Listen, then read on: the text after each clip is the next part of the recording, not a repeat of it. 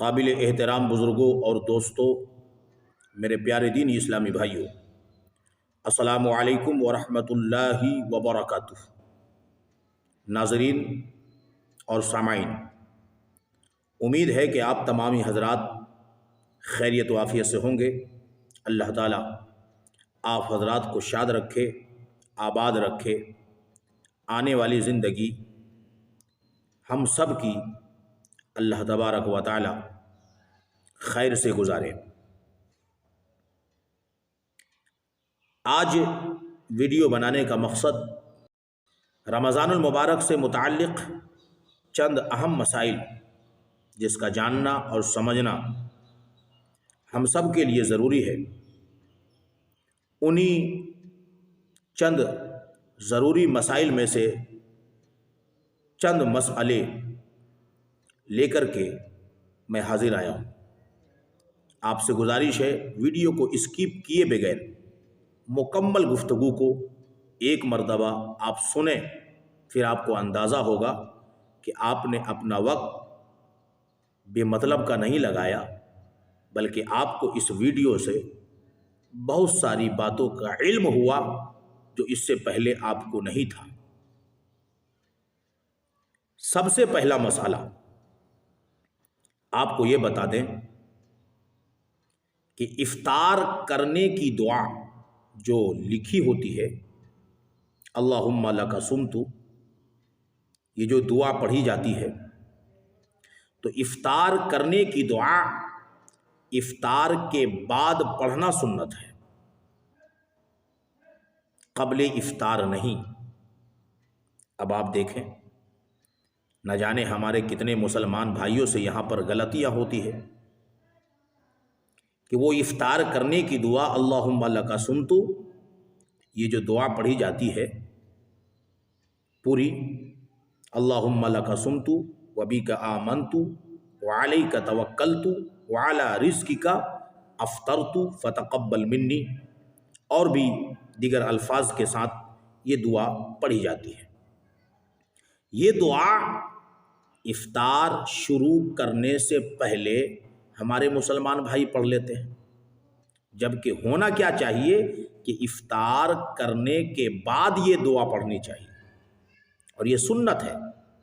یعنی نبی کریم صلی اللہ تعالی علیہ وسلم کا طریقہ یہ تھا کہ رسول کریم صلی اللہ علیہ وسلم افطاری کرنے کے بعد افطار کی دعا پڑھتے تھے، لیکن ہم اور آپ میں سے بہت سارے ایسے لوگ ہیں جو افطاری کرنے کے بعد دعا نہیں پڑھتے بلکہ افطاری سے پہلے پڑھ لیتے ہیں۔ تو ہے نا یہ مسئلہ سمجھنے کے لائق۔ تو اب ہمیں اور آپ کو کیا کرنا ہے کہ جب ہم افطاری شروع کریں تو بسم اللہ الرحمن الرحیم پڑھ کر کے افطاری کرنا شروع کر دیں، اور چونکہ ہمارے علاقوں میں ہمارے ارد گرد اذان سے پہلے افطاری کا جو وقت ہوتا ہے تو باضابطہ اعلان کیا جاتا ہے کہ افطاری کا وقت ہو گیا ہے، افطاری کرنا شروع کریں، تو آپ بسم اللہ الرحمن الرحیم پڑھ کر آپ افطاری کرنا شروع کریں، اور جیسے ہی اذان کی آواز مسجد سے آنی شروع ہو آپ جو ہے کھانا بند کر دیں۔ اگر وقت ملا آپ کو تو آپ یہ دعا پڑھ لیں، اللہم لک صمت وبک آمنت وعلیک توکلت وعلی رزقک افطرت فتقبل منی۔ ورنہ اگر آپ تک آواز اذان کی آ رہی ہے تو آپ اذان کو غور سے سنیں اور سن کر جواب دیں، پھر اذان کے بعد آپ اطمینان اور سکون سے جو ہے یہ دعا پڑھ لیں، اللہم لک صمت والی، یا پھر افطاری جو آپ کے پلیٹ میں موجود ہے اس کو بھی کھا لیں، اور پھر جو ہے آپ دعا کریں۔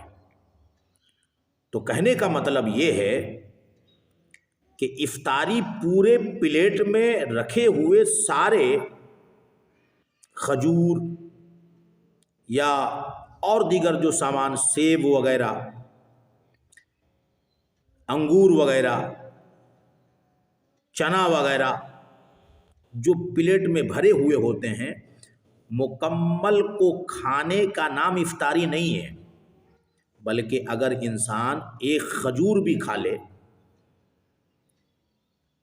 تو وہ افطاری ہے، ایک گھونٹ دودھ پی لے یا پانی پی لے تو وہ بھی افطاری ہے۔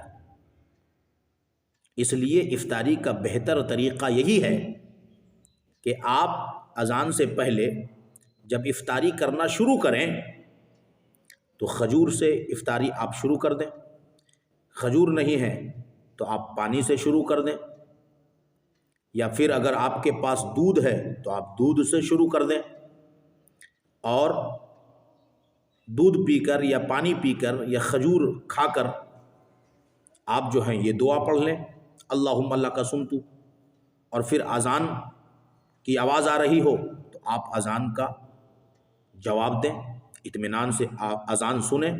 اذان کے وقت کھانا نہیں چاہیے، ہاں بہت سارے لوگ اذان کے وقت کھاتے رہتے ہیں، بالکل یہ غلط بات ہے، بلکہ اذان کے وقت اگر کوئی انسان قرآن کریم کی تلاوت کر رہا ہے اور اذان کی آواز آ رہی ہے تو حکم ہے کہ قرآن کریم کی تلاوت کو بند کر دے۔ اور آپ کیسے ہیں کہ آپ جو ہے افطاری شروع کر رہے ہیں، افطاری کھا رہے ہیں اور اذان کی آواز آ رہی ہے اور آپ کھانے میں لگے ہوئے، ایسا نہیں ہونا چاہیے۔ تو اذان کے وقت بالکل بھی نہیں کھانا ہے، اذان کے وقت اذان سننا ہے اور اذان کا جواب دینا ہے، یہ طریقہ ہے۔ بسم اللہ الرحمن الرحیم پڑھ کر آپ جو ہے کھجور سے یا پانی سے یا دودھ سے یا جو بھی آپ کو میسر ہے اس سے آپ جو ہے افطاری شروع کریں، اور پھر اس کے بعد اذان سے پہلے آپ جو ہیں اللہم لک صمت وبک آمنت وعلیک توکلت وعلی رزقک افطرت فتقبل منی والی دعا پڑھ لیں، اور اس کے بعد پھر اذان سنیں، اذان کا جواب دیں، اور پھر اگر آپ کو کچھ کھانا ہے تو وہ کھائیں، اس کے بعد فوراً مسجد کی طرف جائیں اور نماز مغرب ادا کریں۔ اب دوسرا مسئلہ سنیں۔ اچھا، یہ جو بات میں نے بتائی کہ افطار کرنے کی دعا افطار کے بعد پڑھنا سنت ہے، افطار سے پہلے نہیں، یہ حدیث سے بھی ثابت ہے، اور فتاوی رضویہ جلد 10 جو مترجم ہے، صفحہ نمبر 634 کے اندر موجود ہے، اس میں بھی آپ حضرات دیکھ سکتے ہیں۔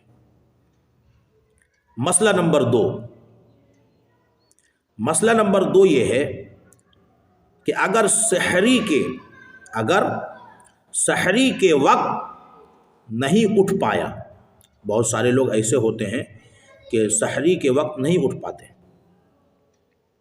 اور سحری نہیں کھا پایا تو بغیر سحری کھائے بھی روزہ رکھنا جائز ہے۔ اب یہاں پہ بہت سارے لوگ ایسا کرتے ہیں کہ اگر سحری نہیں کھاتے ہیں یا سحری کھانے کے وقت نہیں اٹھ پاتے ہیں تو وہ کم علمی کے سبب یہ سمجھتے ہیں کہ میرا روزہ نہیں ہوگا، کیونکہ وہ سحری کھانے کو روزہ کے لیے ضروری سمجھتے ہیں۔ تو ایسا نہیں ہے، سحری کھانا سنت ہے، لیکن اگر وہ سنت چھوٹ گیا تو اس کا یہ مطلب نہیں کہ آپ کا روزہ نہیں ہوگا۔ تو اگر آپ ایسے وقت میں اٹھیں کہ سحری کا وقت ختم ہو چکا ہے تو آپ ایسے ہی بغیر کھائے پیے روزہ رکھیں، آپ کا روزہ ہو جائے گا۔ اور سحری کا وقت ختم ہو گیا ہے، اذان کے وقت اٹھے ہیں اور آنن فانن جو ہے وہ دودھ پی رہے ہیں، پانی پی رہے ہیں، یا کوئی آپ کے پاس شربت ہے تو اس کو آپ جو ہے پی رہے ہیں، میرے بھائی اذان کے وقت آپ پانی پئیں گے، اذان کے وقت آپ شربت پئیں گے یا کوئی چیز کھائیں گے تو ویسے ہی آپ کا روزہ نہیں ہوگا۔ تو بغیر کھائے پیے آپ رہ جائیں گے تو روزہ ہو جائے گا، لیکن اذان کے وقت اذان کہی جا رہی ہے اور آپ پانی پی رہے ہیں تو روزہ ہی نہیں ہوگا۔ اس لیے آپ ایسے وقت میں اگر اٹھیں کہ اذان ہو رہی ہے، یا اذان کے بعد اٹھے ہیں، یا پھر آپ دن میں اٹھے ہیں، تو آپ بغیر کھائے پیے رہیں، نیت کر لیں روزے کی، آپ کا روزہ ہو جائے گا۔ یہ بات جو ہے فتاوی فیض الرسول جلد نمبر 1 اور صفحہ نمبر 513 میں دیکھی جا سکتی ہے۔ مسئلہ نمبر 3، غور سے سنیے گا، بہت اہم مسئلہ میں آپ حضرات کے سامنے رکھ رہا ہوں، جو جاننا اور اس کو سمجھنا ہم سب کے لیے نہایت مفید ہے۔ روزہ کی حالت میں عطر لگانا، روزے کی حالت میں عطر لگانا، پھول سونگھنا، سرما لگانا، تیل لگانا، بال ترشوانا، بال کٹوانا، بال کٹوانا، منہ زیر ناف مونڈھنا، ناف کے نیچے کا بال صاف کرنا، مونڈھنا، بام لگانا، بام جیسے جھنڈو بام ہوتا ہے، یا کوئی اسی طریقے کی کوئی دوائی ہے، کھجلی کی دوائی ہے، یا جسم کے اندر کوئی ایسی بیماری ہے جس کا بام آپ نے لیا ہے لگانے کے لیے، محلم جس کو بولتے ہیں، جو پیسٹ کی طرح ہوتا ہے، تو وہ آپ لگانا، یا کریم لگانا، تیل کی مالش کرنا، یہ سب جائز ہے۔ ان سب چیزوں سے روزہ نہیں ٹوٹتا ہے۔ روزے کی حالت میں عطر لگانے سے، بال کٹوانے سے، ناف کے نیچے کے بال کٹوانے سے یا صاف کرنے سے، اسی طرح بام لگوانے سے یا بام لگانے سے یا کریم لگانے سے، تیل کی مالش کرنے سے روزہ نہیں ٹوٹتا ہے۔ یہ بات آپ فتاوی مرکزی دارالافتاء بریلی شریف صفحہ نمبر 358 میں دیکھ سکتے ہیں۔ مسئلہ نمبر 4، سورج ڈوبنے کے بعد بلا تاخیر فوراً افطار کریں، اذان کا انتظار نہ کریں۔ سورج ڈوب گیا ہے، اب آپ انتظار کر رہے ہیں کہ مسجد میں اذان ہوگی تب میں افطار کروں گا، تو ایسا نہیں ہونا چاہیے۔ سورج ڈوبنے کے فوراً بعد افطار کرنا چاہیے، کیونکہ افطار میں جلدی کرنا یہ پسندیدہ عمل ہے۔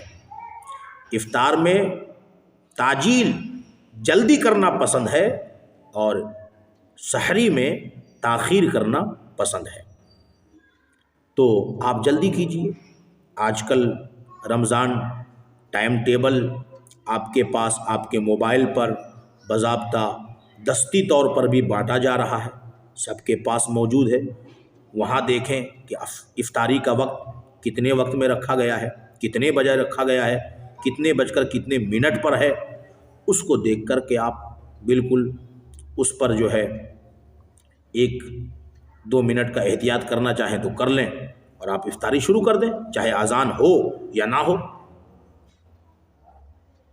بات سمجھ میں آ رہی ہے؟ اور آج تو الحمدللہ ہمارے علاقوں میں مسجدوں سے اعلان ہوتا ہے، جب وقت ہو جاتا ہے افطاری کا تو آپ افطار کرنا شروع کر دیں۔ اور اگر آپ کے پاس وہ آواز نہیں پہنچ رہی ہے افطاری کے اعلان کا، تو پھر آپ اپنی گھڑی کو بالکل ٹائم سے ملا لیں، اور ٹائم بالکل ٹھیک ٹھاک اس کو کر لیں، اور اس کے مطابق آپ رمضان ٹائم ٹیبل کو دیکھیں، اور اس پر مزید اگر آپ چاہیں تو 1 منٹ 2 منٹ کا احتیاط کریں، اور آپ افطاری کرنا شروع کر دیں۔ تو افطاری کرنے کے لیے اذان کا انتظار نہ کریں، بلکہ جیسے ہی سورج ڈوب جائے افطاری کرنا آپ شروع کر دیں۔ یہ بات آپ جو ہے فتاوی فیض الرسول جلد نمبر 1 صفحہ نمبر 514 میں دیکھ سکتے ہیں۔ مسئلہ نمبر 5، غور سے سنیں، ماہ رمضان کی راتوں میں بیوی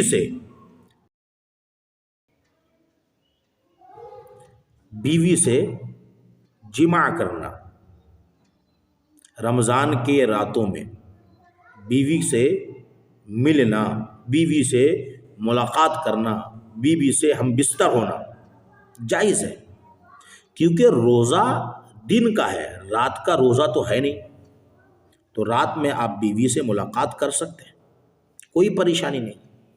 بہت سارے لوگ کم علمی کے سبب جو ہے یہ سمجھتے ہیں کہ اگر بیوی سے رات میں ملاقات کر لیا، بیوی سے ہم بستر ہو گئے اور جماع کر لیا تو اب وہ جو ہے روزہ ہی نہیں رکھتا، کیونکہ وہ سوچتا ہے کہ بھائی ناپاک ہو گیا۔ اب جو ہے بہت سارے لوگ شرم کے مارے رات میں غسل نہیں کرتے، جبکہ ایسا نہیں ہونا چاہیے۔ اور ماں باپ کو بھی چاہیے کہ اگر گھر میں کوئی جوان بیٹا ہے جس کی بیوی ہے اور وہ رات میں اپنی بیوی سے ملاقات کر کے رات میں غسل کر رہا ہے تو اس کا مذاق نہ بنائے، بلکہ وہ شریعت پہ عمل کر رہا ہے، وہ اچھا کام کر رہا ہے، اس سے ماں باپ کو بھی خوش ہونا چاہیے یا گھر کے دیگر لوگوں کو بھی خوش ہونا چاہیے۔ بہرحال تو رمضان کے راتوں میں بیوی سے ملاقات کرنا، بیوی سے جماع کرنا، بیوی سے ہم بستر ہونا کیا ہے؟ جائز ہے۔ یہ بات قرآن کریم سے ثابت ہے۔ قرآن کریم پارہ نمبر 2 رکو نمبر 7 سورۃ البقرہ آیت نمبر 186 پڑھ کر آپ دیکھیں، اس کا ترجمہ دیکھیں، اس کی تفسیر دیکھیں، آپ پر بالکل بات واضح ہو جائے گی کہ رمضان کے راتوں میں بیوی سے ملاقات کیا جا سکتا ہے۔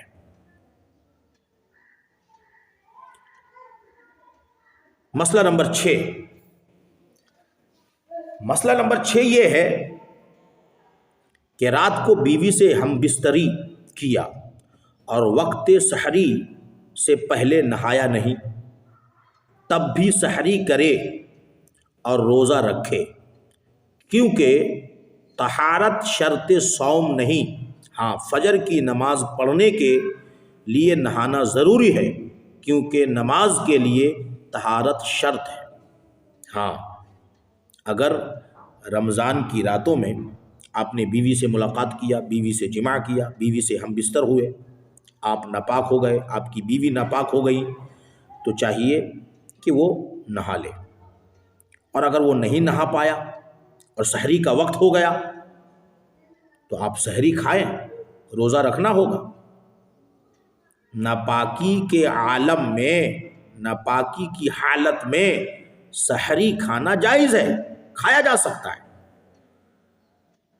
کیونکہ روزہ کے لیے طہارت شرط نہیں ہے۔ ہاں، اب نماز فجر پڑھنی ہے تو نماز کے لیے طہارت شرط ہے، اب نماز پڑھنے سے پہلے غسل کرنا ضروری ہے، تو بہتر یہی ہے کہ سحری سے پہلے غسل کر لیا جائے، تاکہ انسان پاک اور صاف ہو کر سحری بھی کرے اور پھر اطمینان کے ساتھ وہ فجر کی نماز بھی ادا کرے۔ یہ بات آپ حضرات فتاوی رضویہ مترجم جلد نمبر 10 صفحہ نمبر 554 میں مکروہات صوم کے بیان میں دیکھ سکتے ہیں۔ مسئلہ نمبر 7 یہ ہے کہ روزہ کی حالت میں دن میں سویا اور احتلام ہو گیا تو روزہ نہیں ٹوٹا۔ بہت سارے نوجوان لوگ ہوتے ہیں جو روزہ کی حالت میں ہوتے ہیں، اب سو گئے اور اس نے کوئی گندا سپنا دیکھ لیا، خواب دیکھ لیا ہے نا، اور وہ ناپاک ہو گیا تو اس سے اس کا روزہ نہیں ٹوٹا۔ جسم ناپاک ہو گیا، وہ پاکی حاصل کر لے، غسل کرے، نہائے، لیکن روزہ اس کا نہیں ٹوٹا۔ یہ بات بہار شریعت حصہ پنجم صفحہ نمبر 990 کے اندر دیکھا جا سکتا ہے۔ مسئلہ نمبر 8، روزے کی حالت میں انجیکشن، سوئی انجیکشن، یعنی روزے کی حالت میں انجیکشن لگائیں گے تو روزہ ٹوٹے گا کہ نہیں ٹوٹے گا، اس تعلق سے علماء کے درمیان اختلاف ہے۔ کچھ کا کہنا ہے کہ ٹوٹ جائے گا، کچھ کا کہنا ہے کہ نہیں ٹوٹے گا۔ اس لیے بلا ضرورت اس سے بچنا چاہیے۔ اگر سخت ضرورت نہیں ہے انجیکشن لگانے کی، بعد میں بھی لگائی جا سکتی ہے، رات میں بھی لگائی جا سکتی ہے، اتنی حاجت نہیں ہے تو بچنا چاہیے۔ لیکن بہت زیادہ حاجت ہے، ضرورت ہے تو لگا لینی چاہیے، لیکن روزہ رکھنا چاہیے۔ کیوں؟ روزہ اگر انجیکشن لگا لیا تو اس روزہ کو نہ توڑیں بلکہ پورا کر لیں، اور چاہے تو بعد میں احتیاطاً اس کی قضا کر لیں، احتیاطاً، لیکن یقین کریں کہ آپ کا روزہ ہو گیا ہے۔ کیونکہ بعض علماء کہتے ہیں کہ روزے کی حالت میں انجیکشن لگانے سے روزہ نہیں ٹوٹتا ہے۔ ہاں، اسی طرح بلڈ ٹیسٹ، خون ٹیسٹ کے لیے خون دینے سے روزہ نہیں ٹوٹے گا۔ بلڈ ٹیسٹ، خون ٹیسٹ، آپ بیمار ہو گئے، ڈاکٹر کے پاس گئے، ڈاکٹر نے آپ کا خون ٹیسٹ کرنے کے لیے جو ہے سوئی لگایا، تو اس سے کیا ہوگا کہ آپ کا روزہ نہیں ٹوٹے گا۔ یہ بات مجلس شرعی 23واں فقہی سیمینار ماہنامہ اشرفیہ جنوری 2014 صفحہ نمبر 21 تا 24 میں دیکھا جا سکتا ہے۔ مسئلہ نمبر 9 یہ ہے کہ جو شخص روزہ نہ رکھے اس پر بھی صدقہ فطر واجب ہے، کیونکہ صدقہ فطر کے وجوب کے لیے روزہ رکھنا شرط نہیں۔ جو لوگ کسی وجہ سے روزہ نہیں رکھ پا رہے ہیں، مثال کے طور پہ بہت بوڑھے ہو گئے ہیں یا بچے ہیں، تو ان پر بھی صدقہ فطر واجب ہے اگر مالدار ہے، صاحب نصاب ہے۔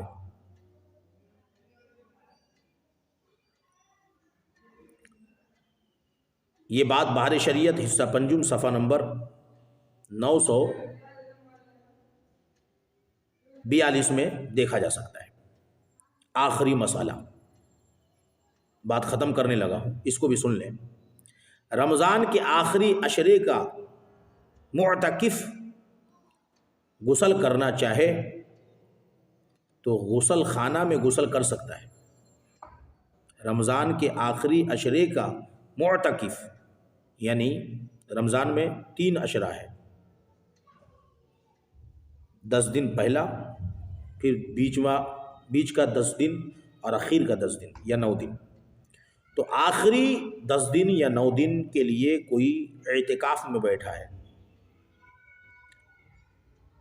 اگر وہ غسل کرنا چاہے تو مسجد کے احاطے میں بنے ہوئے وضو خانہ یا غسل خانے میں غسل کر سکتا ہے۔ اسی طرح اگر وہی معتکف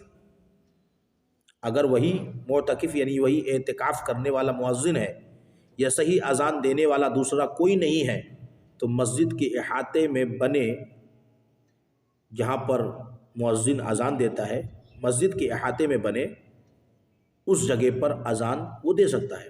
بلا ضرورت مسجد کے احاطے سے باہر نکلنے پر معتکف کا اعتکاف ٹوٹ جائے گا۔ بغیر ضرورت کے اعتکاف کرنے والا اگر باہر نکل گیا تو اس کا اعتکاف ٹوٹ جائے گا۔ مثال کے طور پر بہت سارے ہمارے بوڑھے لوگ بیڑی پیتے ہیں، بہت سارے لوگوں کو سگریٹ پینے کی عادت ہے، بہت سارے لوگوں کو گل کرنے کی عادت ہے۔ اب یہ کیا کرتے ہیں، اعتکاف میں بھی رہتے ہیں اور بیڑی پینے کے لیے، سگریٹ پینے کے لیے یا گل لگانے کے لیے وہ مسجد سے باہر چلے جاتے ہیں۔ تو کیا ہوتا ہے، اس کا اعتکاف باقی نہیں رہتا، اعتکاف ٹوٹ جاتا ہے۔ ہاں، اسے حاجت ہے پیشاب کرنے کی، پخانہ کرنے کی، بیت الخلا جانے کی، اسے حاجت ہے، تو اس حاجت کے لیے وہ جا سکتا ہے۔